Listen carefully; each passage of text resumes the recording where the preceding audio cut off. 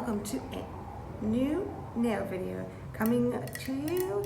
Yes, that's right, as I drink my morning coffee here in my nice metal mug here. You guys from the other side here right now. And yes, my nails are naked. All they have is my nice base coat on that I've been using the last few months. Da-da-da.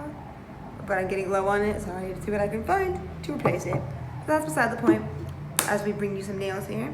And you can see I'm wearing a headband, which I don't think I usually wear. At least it's kind of usually wear the ear kind. But this is actually about a version of the color I'm going to be using to do these nails. And you might be wondering or asking the question, what am I going to be doing?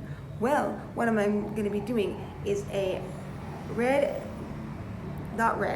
yellow. Can't believe I said red just because, and I'm pointing at it, freaking yellow polish. That's just my brain. I guess I'm always have red on the brain because my hair is always red. So that's something, I don't know, but that's beside the point. As I'm going to use this yellow and this color for a slight line to do a French gradient nail for you today. And this is a thick edge polish. It can be kind of annoying to put on, but I'm going to be dabbing it on. So with my nice handy dandy makeup brush, these things are handy dandy and useful in that way and all that stuff. But of course, as you might not know, this is a very, very, very, very cheap polish. It works, but I don't recommend using it as the main, well, you can use it as the main color, but not as, you have to dab it on or use it as a stamper because it thins out the polish. So because of that, that's why I'm dabbing it on. But then I felt like dabbing it on and using a nice gradient line because I was out the other day and I saw someone with these awesome yellow French nails and they were slightly faded. So I decided to use this color to fade it. I wanted like a tan-ish kind of, and you know me, I like to have a little sparkle if I can. And then, so I'm just going to use a simple, this color. I was going to use my white from Simply Nailogical, but I want that to last longer, and I'm not using it as the main color and stuff, so not much point in using it, and this stuff works really well. It's a little annoying, but all I'm going to do is one thin little coat, so if it's liney, that doesn't matter, and all that awesomeness. And because it's a gradient, and sometimes I forget, I'm going to use my silicone that I got from Born Pretty. I've had this for a good while, and it still works great, because I don't use it that often. So if I get any on the skin, easily cleanupable. I recommend this if you are doing any like dabbing because you very likely might get some on the skin because it's very hard not to. With stamping, this could be good too, but it's easier to get stamping off because it's even thinner polish than this. But I still recommend this for stamping. If you can use this every time, that's a good idea. So I always recommend having the silicone that goes in your skin because you just let it dry and then go ding, and you're done.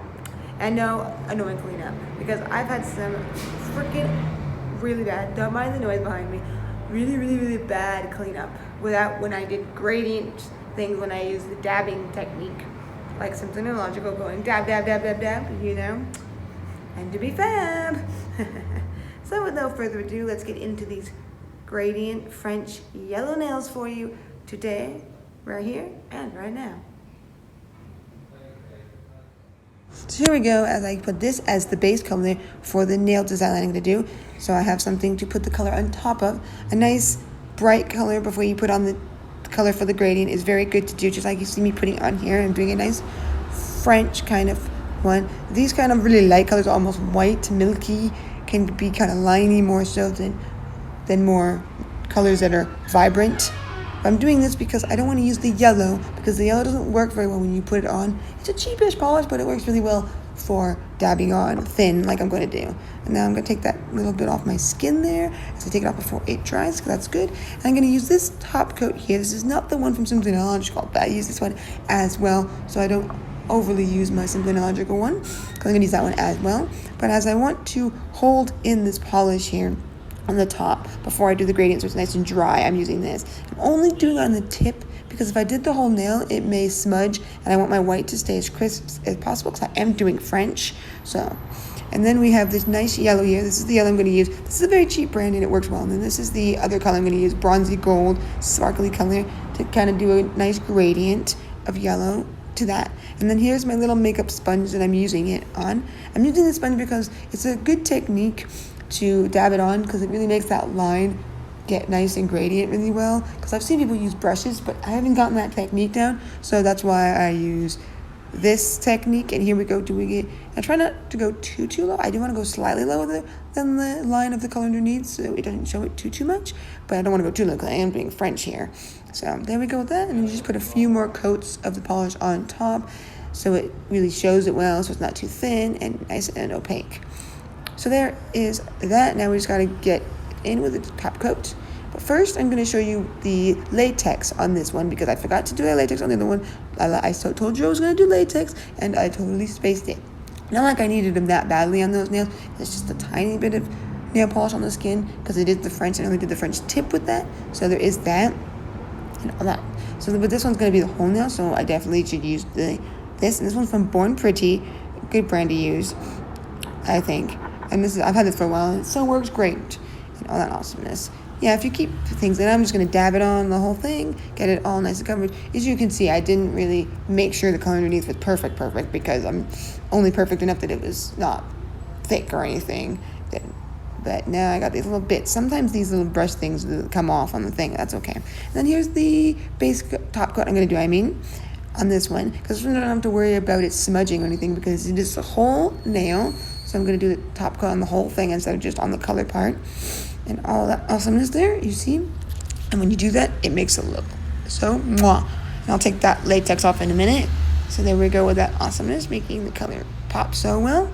And then I'm just going to do the tip for these first because I haven't done the tip on these yet. And I probably smudged the color onto the clear, and you don't want that. You can do the whole thing if it was gel, but with polish, it like slightly re-wets it. And it's not fully dry until you put the top coat on at times too. So, and now that I've done that, I'm now doing the whole thing. The only thing with this kind of design, because it's on real nails, I don't need to make it thick enough on the top, but it is going to be thicker because I did a few more coats to make sure I didn't smudge it. Well, with that in mind, here is the silicone I'm taking out. As you can see, it makes it much easier to clean up for the most part.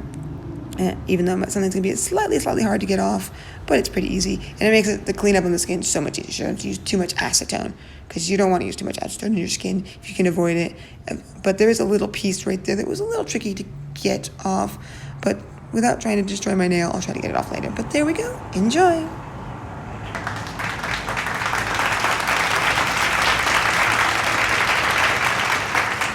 Well, I hope you enjoyed that nail video of these gradient nails here with that kind of nuggety kind of color going with the yellow and all that awesomeness. I'd love to see what you did with these nails and all that awesomeness. As I got the idea from being out the other day, seeing someone pass by with some awesome gradiented yellow nails, but I would say theirs were just gradiented with the yellow, so they might have used a brush and just kind of graded it out. Maybe they are wearing gel. I don't know. This is all polish, so I'm not very skilled when it comes to gel at all. I've done gel once or twice, and when I do it, I don't have a base coat that's gel, so I don't know. And it needs to be on a rougher nail slightly, I think, ever so slightly. They do use these certain things, but those are for making that are bonding things and whatever, and two things you put on before you do your nails, like for fake nails. So I don't know if you need this for the gel. I don't think so, but I don't know. I'm getting sidetracked anyway because yeah, the gel nails do last longer, but you do have to soak them off. So that would be kind of annoying for me personally because I like to do my nails more often. I did them and all that stuff and everything. You might have seen that this nail might be a little That's because I just had some like thick sparkle stuff. You know that when you put your sparkle in one of those little jar things and it went on it.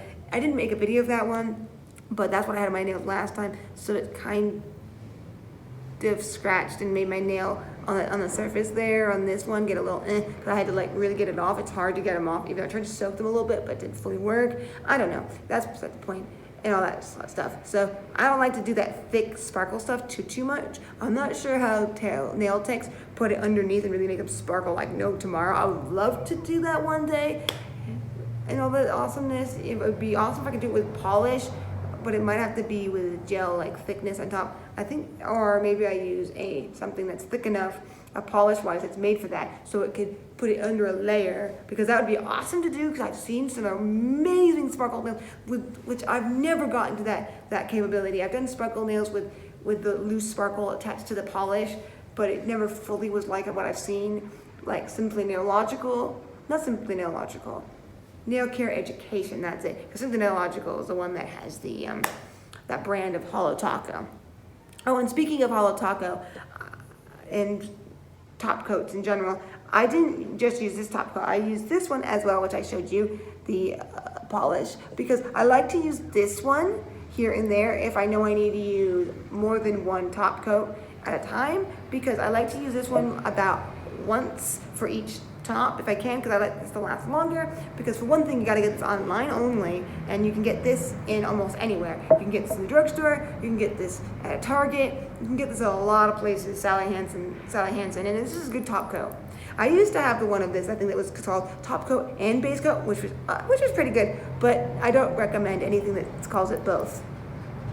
Simply Nailogical says that it's not good to have one that they use one that says it's both, and I think I recommend that you don't use a base coat that's a base coat and a top coat that's a top coat. So there's all that. Because this one, the reason why because this is easier to get, I use this for the in-betweens when I know I need to use a few more layers of top coat, and then this will be the ending factor one, because this one like does a really good glossiness compared to any other one I've really even tried. So there's that.